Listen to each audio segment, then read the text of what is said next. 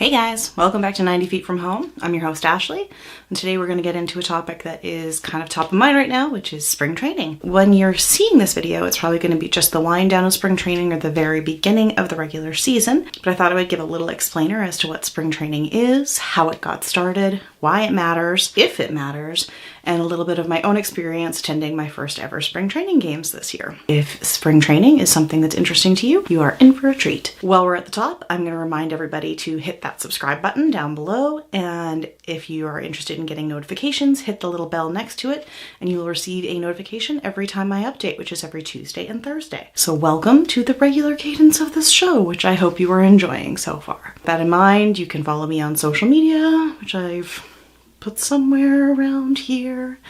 And let's talk spring training. Spring training is a series of practices and exhibition games.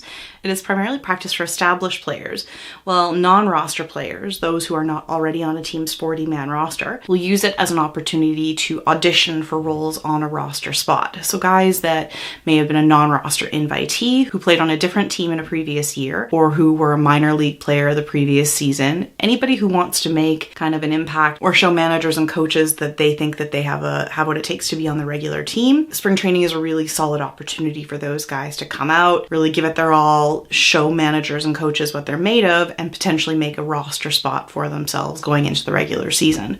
For established players, those guys with the big names, the ones who are guaranteed a roster spot, really it's just an opportunity for them to kind of get a feel for playing with new teammates who may have joined in the off season, or to just kind of shake off the rust. It's also a really good opportunity for coaches, trainers, and managers of the team to see how guys who may have had off-season surgeries or who faced injuries the previous season are faring this season, and whether or not they'll be in a good position or healthy enough to play in regular games going into the season. So say a guy had Tommy John surgery, which will be a whole other episode, but it is basically surgery in your elbow right here.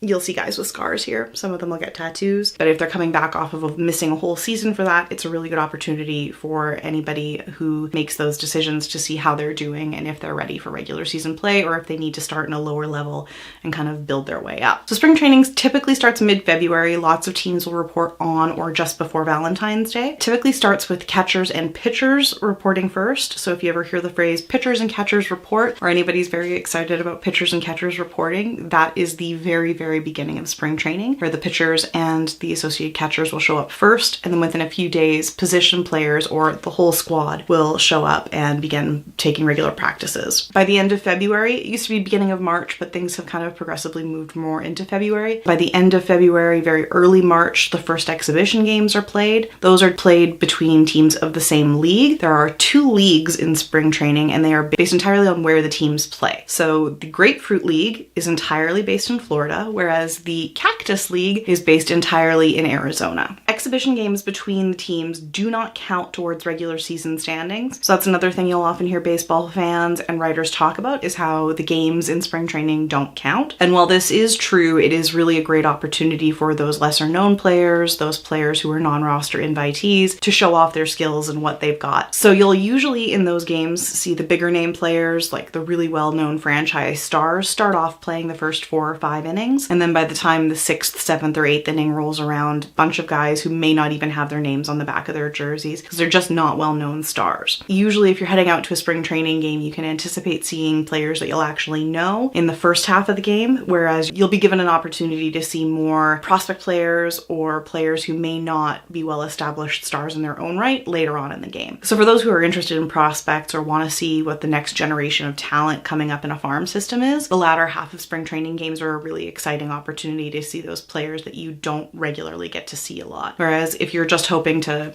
snag an autograph or see a big name star at a Florida stadium, you'll want to show up early and see those guys in the first half of the game. Because the games in spring training don't actually count towards standings, there's a few nuances there that don't exist in regular season games. For example, if a spring training game is rained out, or in the case of what happened earlier this season in Arizona, hailed out, those games are not later made up in the season. So those just just are kind of a wash, literally often, and they don't count towards anything. In spring training games, you'll also see games end in a tie sometimes. If both teams have determined they've seen everything they need to see out of the players that day, they'll just call a game as a tie. They may go into extra innings if there were players that they were hoping to see something from that day, just to give them a chance to work out their arms or take the field. But typically, if a game is in a tie at the end of the 9th inning, it will just be called a tie. Well, today we see games take place in Florida and Arizona. Spring training as we know it actually began in 1886 in Hot Springs, Arkansas, of all places, when the owners and manager of the Chicago White Stockings, which did not become the Chicago White Sox, but later became the Chicago Cubs, Cap Anson and Albert Spalding, decided that they thought warmer weather practice might benefit their players and headed down to Hot Springs to work the guys out ahead of the regular season. When that season went very well for the White Stockings, other teams like the Brooklyn Dodgers, the Detroit Tigers,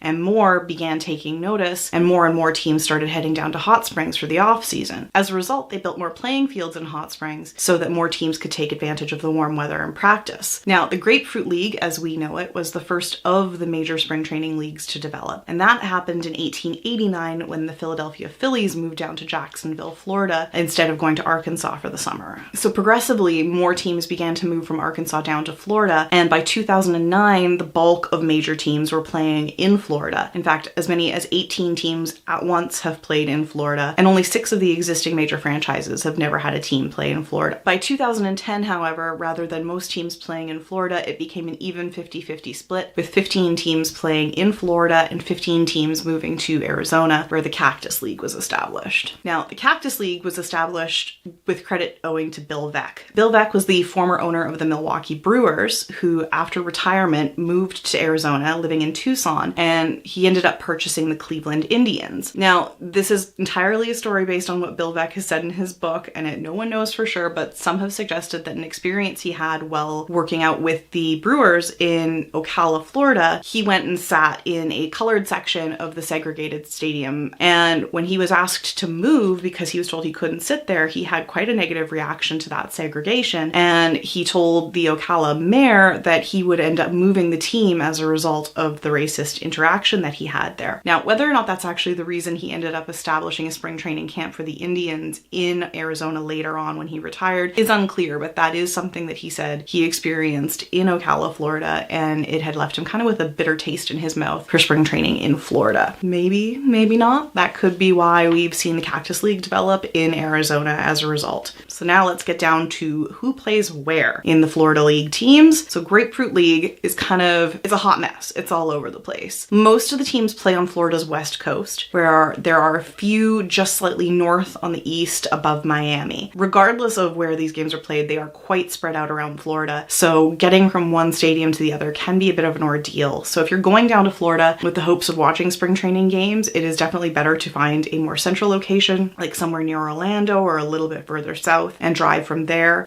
Staying as close as possible to like the St. Petersburg area may benefit you somewhat, but just know that if you are going to Florida to watch spring training games, they are all over the map, quite literally. So let's get into who plays where, and if I'm good enough at this thing, I will have a map somewhere so that you guys can see. So the Braves play in Kissimmee, Florida, which is actually just on the outskirts of Orlando, and they play at the ESPN Wide World of Sports, which is actually a pretty cool concept. It is sort of a theme park in line with what the Disney parks of Orlando are, but it's an ESPN themed one because ESPN does fall under the Disney umbrella. Now, the Braves play there currently, but in 2020, they will be moving to Northport, Florida. So they are going to have new digs in Northport, and that will be their new home stadium going forward. Now, I'm going to go kind of more by location than team name here. So the Detroit Tigers play in Lakeland, Florida, and have for over 80 years. The Yankees play in Tampa, Florida, which is kind of entertaining considering their Eastern League rivals, the Tampa Bay Rays, play just across the bridge in St. Petersburg during the regular season. So when I went to go see a game in Tampa to see a Yankee spring training game against the Tigers, a friend of mine asked why on earth the Yankees were playing in Tampa, and I had to explain that the Yankees minor league franchise, the Tarpons typically play in Tampa.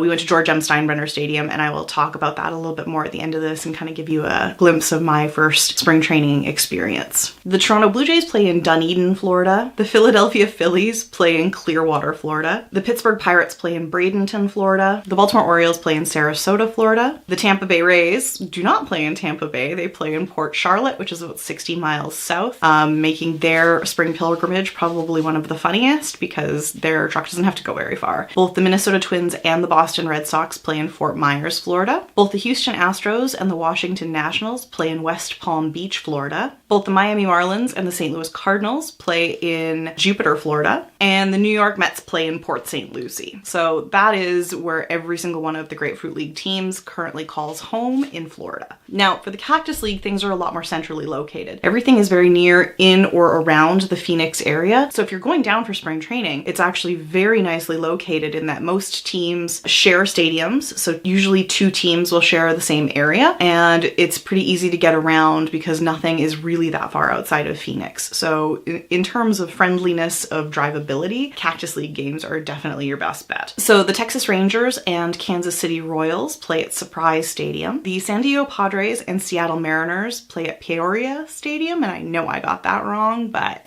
my apologies. The Chicago White Sox and Los Angeles Dodgers play at Camelback Stadium. The Milwaukee Brewers play at Brewer Field. They're one of the few teams that has their own, much like the Chicago Cubs who play at Sloan Park. The Cincinnati Reds and the Cleveland Indians play at Goodyear Stadium. The Los Angeles Angels play at Tempe Diablo, which is a combination I really love because it's the Angels playing at the Devil.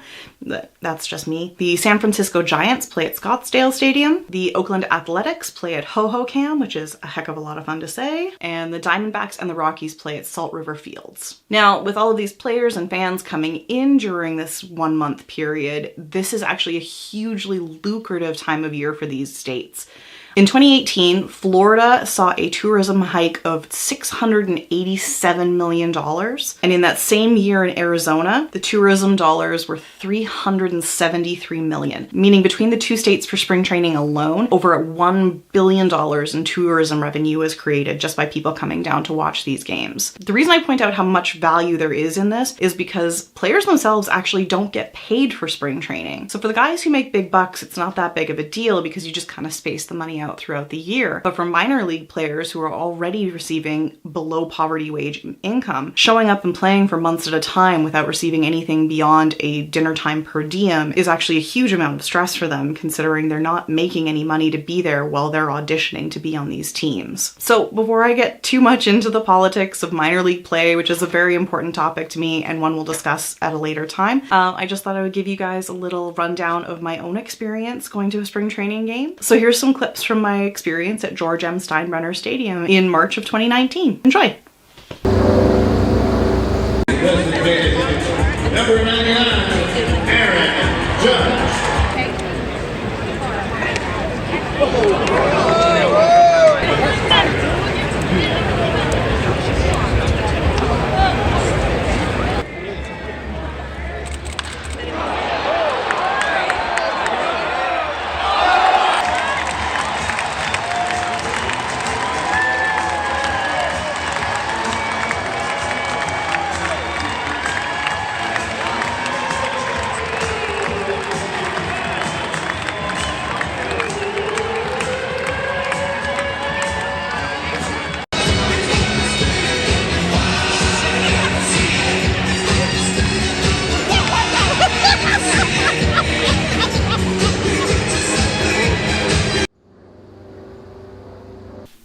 So I hope you enjoyed that look at my spring training experience, and remember to subscribe to the channel, leave a comment below. Have you ever been to a spring training game? Cactus League? Grapefruit?